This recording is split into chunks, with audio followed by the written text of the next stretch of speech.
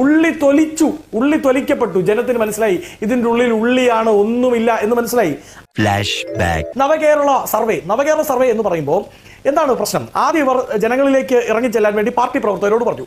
Party പ്രവർത്തകർ ചെന്നപ്പോഴത്തേക്ക് ചൂലിനാണ് ജനം കൈകാര്യം ചെയ്തത്. ചൂലെടുത്ത് അടിച്ചു. ഞാനിവരെ കുറ്റം പറയില്ല. കാര്യം ആദ്യം പാർട്ടി പ്രവർത്തകരോട് പറഞ്ഞു, നിങ്ങൾ ബൂത്ത് ലെവൽ സഖാക്കന്മാരെല്ലാം നാളെ രാവിലെ വീടുകളിലേക്ക് ചെല്ലണം, നമ്മുടെ സർക്കാർ അങ്ങനെ ചെയ്തു ഇങ്ങനെ ചെയ്തു എന്ന് പറയണം. അങ്ങനെ പറയുമ്പോഴത്തേക്ക് അവിടെ നിന്ന് അവരുമായി സ്നേഹത്തിൽ പെരുമാറി ഇറങ്ങി വരണം, ചായ കുടിച്ചു വരണം എന്ന് പറഞ്ഞു. അങ്ങനെ ചെന്നപ്പോൾ ചായ പോയിട്ട് പച്ചവെള്ളം പോലും കൊടുത്തില്ല എന്ന് മാത്രമല്ല, ചൂലെടുത്ത് ജനം കൈകാര്യം ചെയ്തു. ആശാ അമ്മമാർ കഴിഞ്ഞ 1 വർഷക്കാലമായി സമരരംഗത്താണ്. അവർ സമരത്തിൽ പെരുമഴയത്ത് രാത്രി 2:30 പെരുമഴയത്ത് ഒലിച്ചു കുളിച്ച് നിൽക്കുന്ന സമയത്ത് ആ മഴ കൊള്ളാതിരിക്കാൻ വേണ്ടി വലിച്ചു വെച്ച ടാർപ്പൻ വലിച്ചു കീറി രാത്രി 2:30 പറമ്പിലേക്ക് എറിഞ്ഞ മ്യൂസിയം പോലീസ് നിങ്ങളുടെ സർക്കാരിന്റെ കീഴിലല്ലേ എന്നടക്കം നിങ്ങളുടെ പ്രകടന പത്രികയെ പറ്റി ജനം ചോദിച്ചു. അപ്പൊ സഹാക്കന്മാർക്ക് വീട്ടിലേക്ക് കയറാൻ പറ്റുന്നില്ല.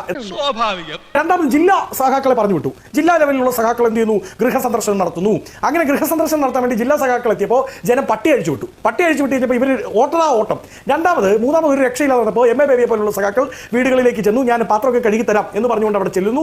അങ്ങനെ ചെന്ന് അത് ഒരു PR സ്റ്റണ്ടാണ് എന്ന് ജനത്തിന് സത്യമാണെങ്കിലും എനിക്ക് അംഗീകരിച്ചു കൊടുക്കാൻ പറ്റുമോ? അപ്പോഴാണ് പാർട്ടി സഖാക്കൾക്ക് നേരിട്ട് ചെല്ലാൻ പറ്റില്ല. ജനങ്ങളോട് ഇതേ ഒരു തവണ കൂടി ഞങ്ങൾക്ക് വോട്ട് തരണേ, ഞങ്ങളുടെ സർക്കാർ അത് ചെയ്തു ഇത് ചെയ്തു എന്ന് പറഞ്ഞുകൊണ്ട് ആ ഗീബൽസൻ തന്ത്രവുമായി ഇനി ഈ പാർട്ടി സഖാക്കൾക്ക് വീട്ടിലേക്ക് ചെല്ലാൻ പറ്റില്ല. ആദ്യത്തെ സഖാവ് ചെല്ലുമ്പോൾ ചൂല്, രണ്ടാമത്തെ സഖാവ് ചെല്ലുമ്പോൾ പട്ടി, മൂന്നാമത്തെ സഖാവ് ചെല്ലുമ്പോൾ കല്ല്, ഇതെടുത്തുകൊണ്ട് ജനം നേരിടുകയാണ്. അപ്പോഴാണ് സർക്കാരിന്റെ സർവേ എന്ന് പറഞ്ഞുകൊണ്ട് ഈ കഴുത്തി ടാഗൊക്കെ ഇട്ട് ആൾക്കാർ ചെല്ലുമ്പോൾ ഈ ആൾക്കാർ പട്ടി അഴിച്ചു വിടില്ല എന്ന പ്രതീക്ഷയാണ് സർക്കാരിനുള്ളത്. ആ തേണ്ടി RDPയുടെ തൊലി ഇരിക്കുകയാണ് ഉത്തമ. സഹിക്കുക അല്ലാതെ എന്ത് ചെയ്യാം.